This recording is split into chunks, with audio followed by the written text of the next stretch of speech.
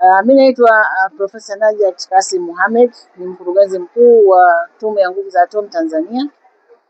Tuko hapa Sabasaba kwenye banda letu katika jumba la China.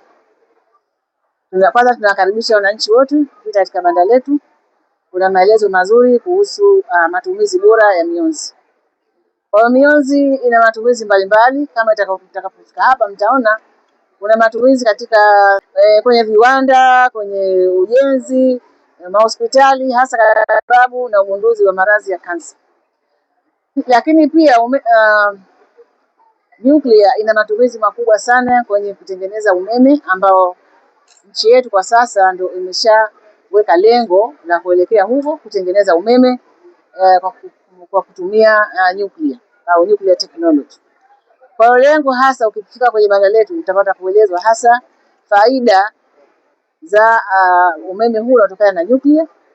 Ni umeme kama huu ambao tunaotumia nyumbani, isipokuwa chanzo chake tu, badala ya kuwa tunatumia chanzo cha maji yanayotiririka, hapa tunatumia nguvu inayotokana na mpasuko wa nuclear.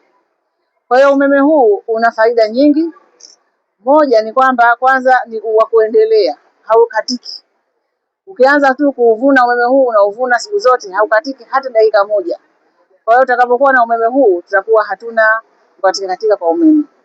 Pili, umeme huu hautengenezi madhara ya kimazingira kama vile carbon. Kusikia hewa ya kaboni.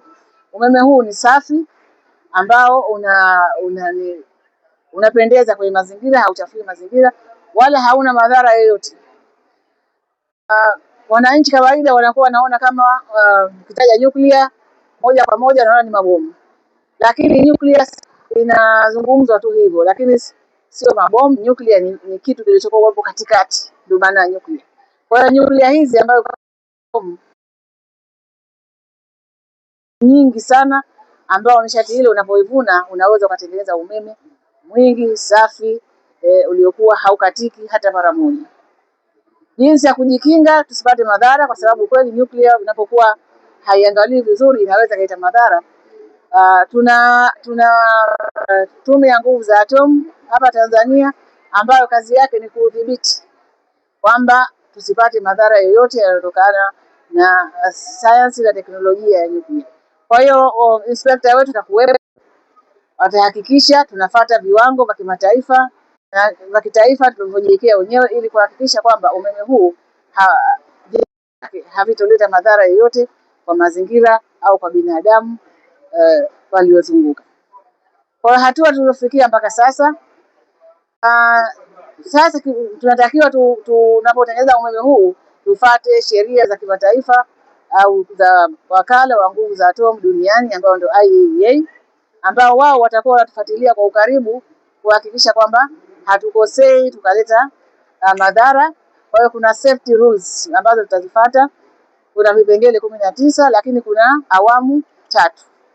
Kwa hiyo sisi bado hatujaingia kwenye awamu ya kwanza, lakini tumeshafanya matayarisho na tumeshawaalika hao wakala ili waje kutuangalia, kutupima kama tayari tunaweza tukaenda kwenye awamu ya kwanza. Kwa hiyo katika awamu ya kwanza hii itakuwa ni kutengeneza sheria zetu, kuziweka sawa sawa, ili kudhibiti hali yoyote ya kiusalama ambayo inaweza katokezea. Kwa hiyo tunatekeleza sheria zetu. Tunatakiwa tuwe na taasisi ambayo itakuwa inajitegemea kwa ajili ya kufuatilia usafi wa umeme huu, hakikisha kwamba hatupati madhara yoyote.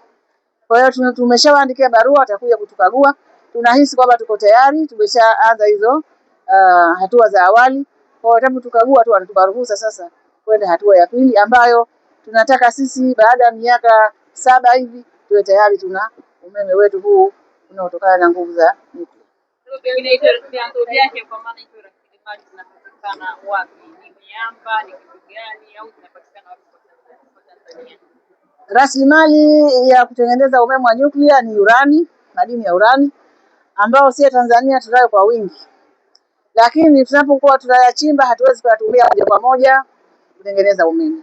Inabidi kwanza kuna mchakato mrefu kidogo ambao pia ni ghali, ambao lazima ule ufanyiwe kazi hiyo tunayochimba ili iweze kuwa kuni au mafuta, wengine wanasema hivyo. Kwa hiyo tuna